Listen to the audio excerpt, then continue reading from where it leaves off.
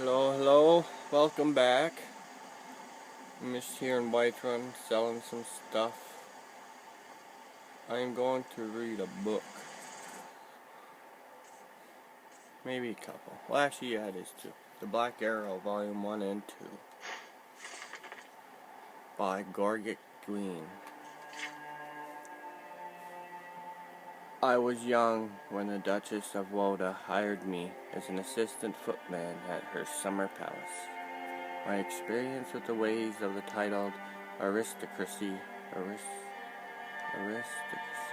was very limited before that day.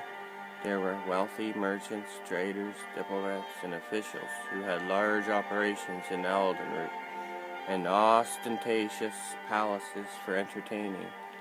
But my relatives were all far from those social circles. There was no family business for me to enter when I reached adulthood.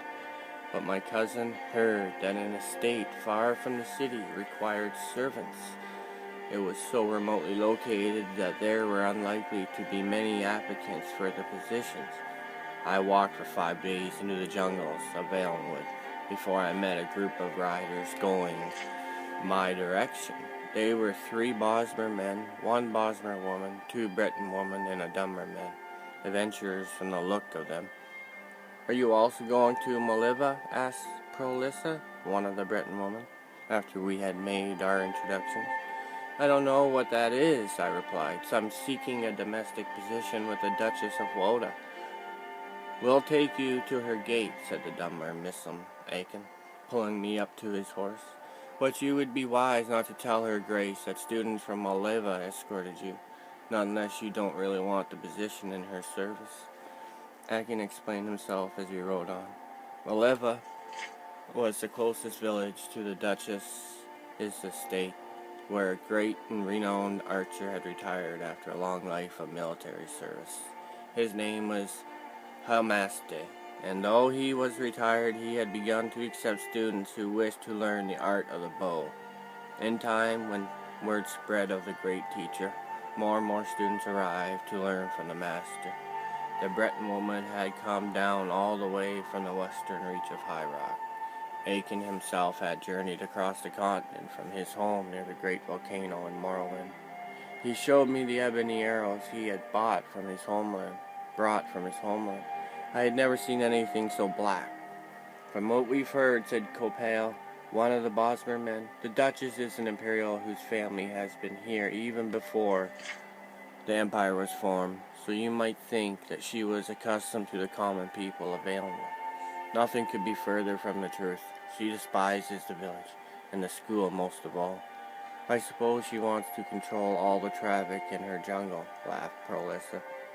I accepted the information with gratitude, and found myself dreading more and more my first meeting with the intolerant Duchess.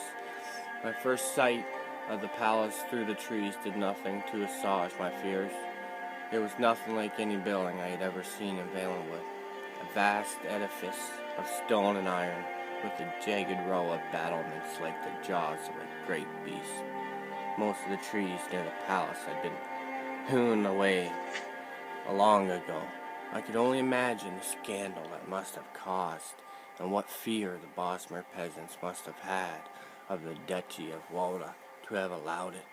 In their stead was a wide gray-green moat circling in a ring around the palace, so it seemed to be on a perfect, if artificial, island. I had seen such sights in tapestries from High Rock and Imperial Province, but never in my homeland. "There'll be a guard at the gate, so I'll leave you here," said Aiken, stopping his horse in the road. "It'd be best for you if you weren't damned by association with us." I thanked my companions and wished them good luck with their schooling. They rode on, and I followed the foot. In a few minutes' time, I was at the front gate, which I noticed was linked to tall, ornate railings to keep the compound secure. When the gatekeeper understood that I was there to inquire about a domestic position, he allowed me past and signaled to another guard across the open lawn to extend the drawbridge and allow me to cross the moat. There was one last security measure, the front door. an iron monstrosity with the Woda coat of arms across the top, reinforced by more strips of iron and a single golden keyhole. The man standing guard unlocked the door and gave me passage into the huge, gloomy, gray stone palace. Her Grace greeted me in her drawing room.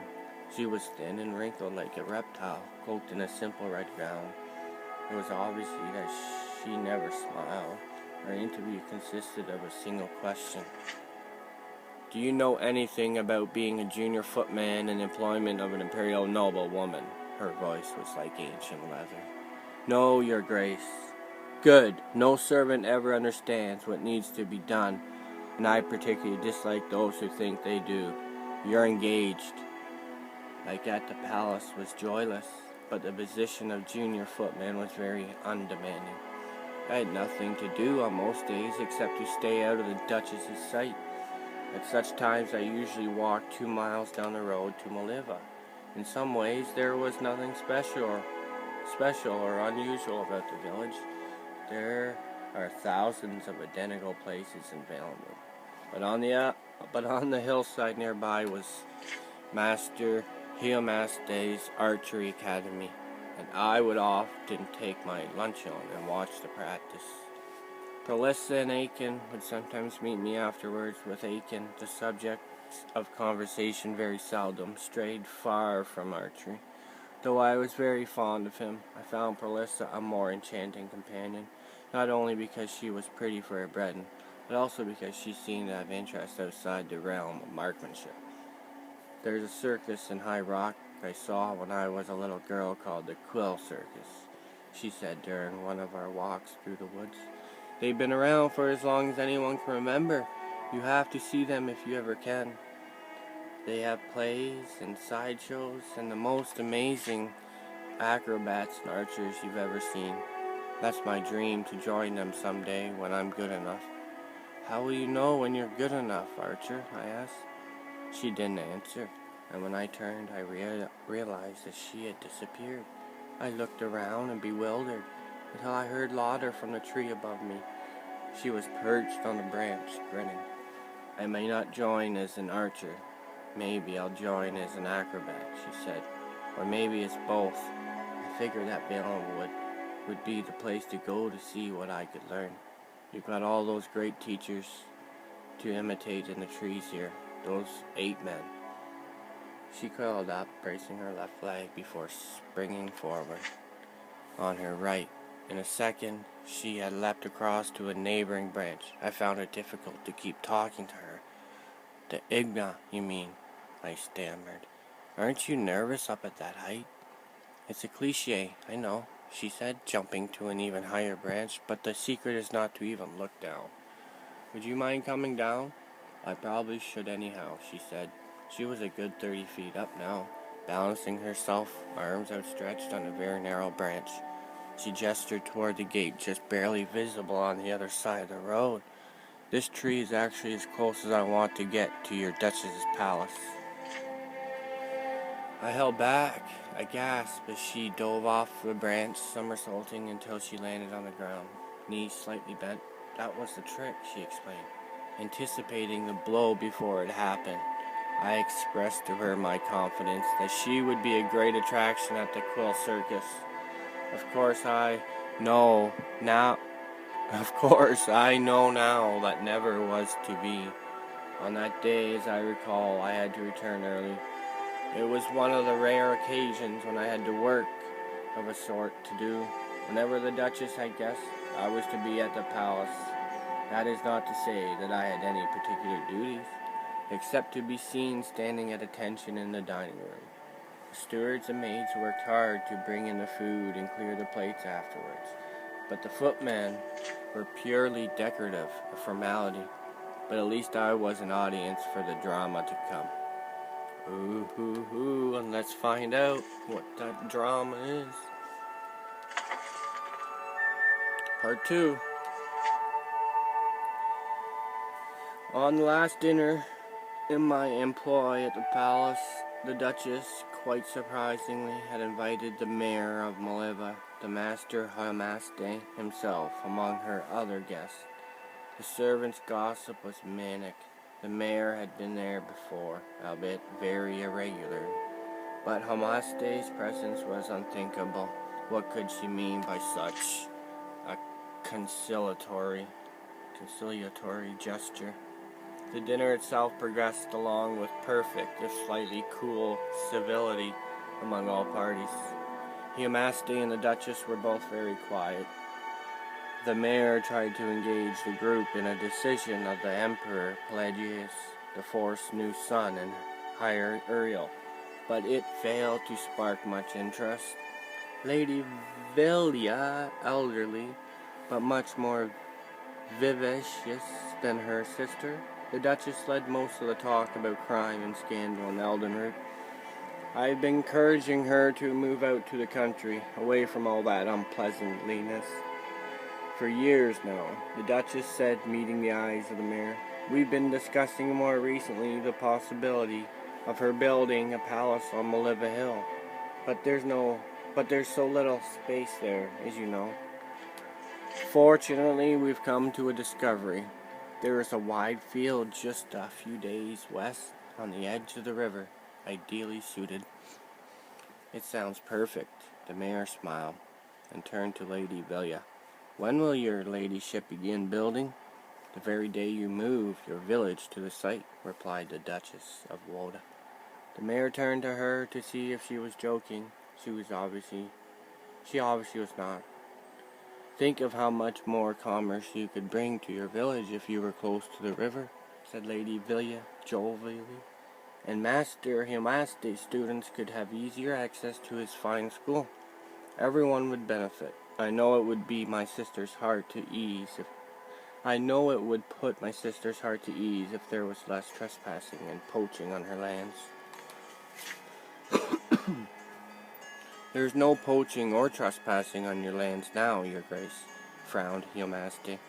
You do not own the jungle, nor will you. The villagers may be persuaded to leave, but that I don't know. But my school will stay where it is. The dinner party never really recovered happily. Hamaste and the mayor excused themselves, and my services, such as they were not needed in the drawing room where the group went to have their drinks. There was no laughter to be heard through the walls that evening. The next day, even though there was a dinner planned for the evening, I left on my usual walk to Maliva before I'd even reached the drawbridge. The guard held me back. Where are you going, Gorgic? Not to the village, are you? Why not? He pointed to the plume of smoke in the distance. A fire broke out very early this morning, and it's still going, apparently. Apparently it started at Master Hamaste's school. It looks like the work of some traveling brigands. Bless Stendar, I cried. Are the students alive? No one knows, but it'd be a miracle if any survived. It was late and most everyone was sleeping. I know they've already found the master's body, or what was left of it. And they also found that girl, your friend, Pelissa. I spent the day in a state of shock. It seemed inconceivable what my instinct told me, that the two noble old ladies, Lady Villia and the Duchess of Woda, had arranged for a village and school that irritated them to be reduced to ashes. At dinner, they mentioned the fire in Maliva, only very briefly, as if it were not news at all. But I did see the Duchess smile for the first time ever. It was a smile I will never forget until the day I die. The next morning, I had resolved to go to the village and see if I could be of any assistance to the survivors. I was passing through the servants' hall to the grand foyer when I heard the sound of a group of people ahead. The guards and most of the servants were there, pointing at the portrait of the Duchess that hung in the center of the hall. There was a single black bolt of ebony piercing the painting, right at the Duchess's heart. I recognized it at once. It was one of the missing Akin's arrows I had seen in his quiver, forged, he said, in the bowels of the Goth earth itself. My first reaction was relief.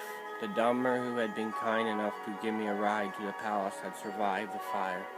My second reaction was echoed by all present in the hall. How had the vandal gotten past the guards, the gate, the moat, and the massive iron door? The Duchess, arriving shortly after I, was clearly furious, though she was too well bred to show it, but by raising her web-thin eyebrows, she wasted no time in assigning all her servants to new duties to keep the palace grounds guarded at all times. We were given regular shifts and precise, narrow patrols. The next morning, despite all precautions, there was another black arrow piercing the Duchess's portrait.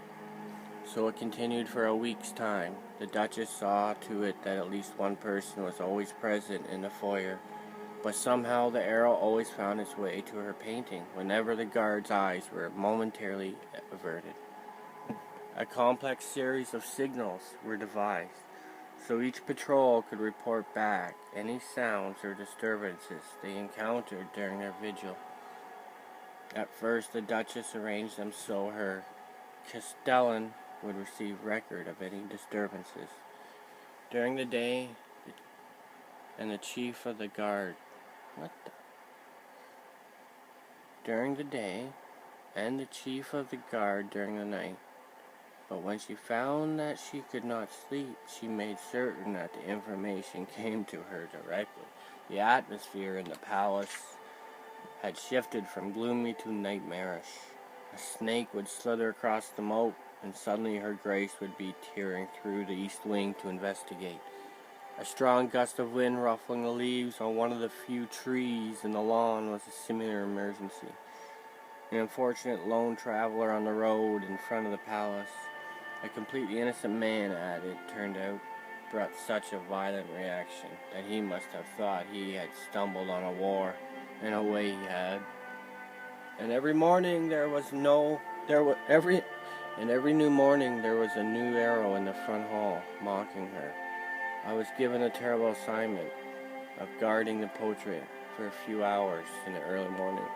Not wanting to be the one to discover the arrow, I seated myself in a chair opposite, never letting my eyes move away for even a second. I don't know if you've had the experience of watching one object relentlessly, but it has a strange effect. All other senses vanish. That was why I was particularly startled when the Duchess rushed into the room, blurring the gulf for me between her portrait and herself. There's something moving behind the tree across the road from the gate, she roared, pushing me aside and fumbling with her key in the gold lock. She was shaking with madness and excitement, and the key did not seem to want to go in. I reached out to help her, but the Duchess was already kneeling, her eye to the keyhole, to be certain that the key went through. It was precisely in that second that the arrow arrived, but this one never made it as far as the portrait. I actually met Miss Sinakin years later, while I was in Morrowind to entertain some nobles. He was impressed that I had risen from being a humble domestic servant to being a bard of some renown. He himself had returned to the Ashlands, and like his old master Hiamaste, was retired to the simple life of teaching and hunting. I told him that I had heard that Lady Lilia had decided not to leave the city, and that the village of Moldiva had been rebuilt. He was happy to hear that, but I could not find a way to ask him what I really wanted to know. I felt like a fool just wondering if what I thought were true, that he had been behind Palissa's tree, across the road from the gate every morning that summer, firing an arrow through the gate, across the lawn, across the moat, through a keyhole, and into a portrait of the Duchess of Oda, until he struck the Duchess herself. It was clearly an impossibility. I chose not to ask. As we left one another that day, and he was waving goodbye, he said, "I am pleased to see you doing so well, my friend. I am happy you moved that chair."